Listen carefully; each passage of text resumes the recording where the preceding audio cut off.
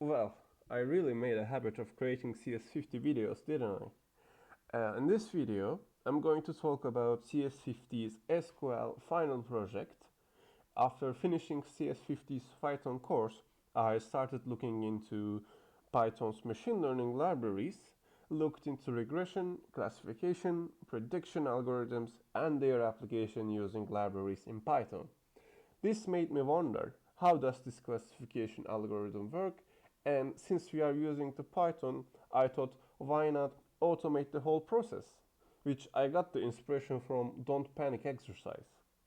So in order to use our classification algorithm, I've found some data about steal and faults, which one of the files included 1941 entries and the other just included the column names.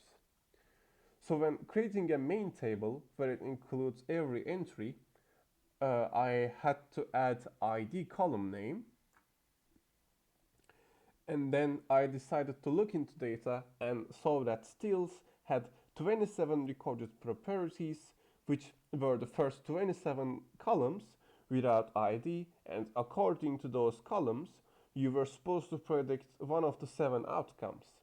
Well, some entries had more than one fault or some had none, but it was clear to me that our machine learning's target or outcome should be according to these last 7 columns, and predictions supposed to be binary, 1 or a 0. After deciding on how to split the data, I decided for further inspection I should save them into separate tables, which I've named them testing and training tables.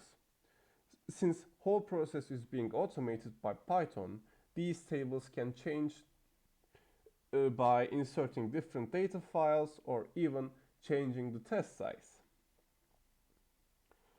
I added 7 predictions of the algorithm into testing table, which I named them predictions plus the fault name.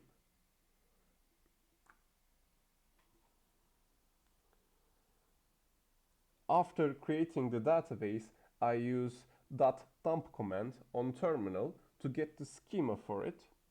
So this was my final project for CS50's SQL course, and I wish to thank you all for watching this video and have a good one.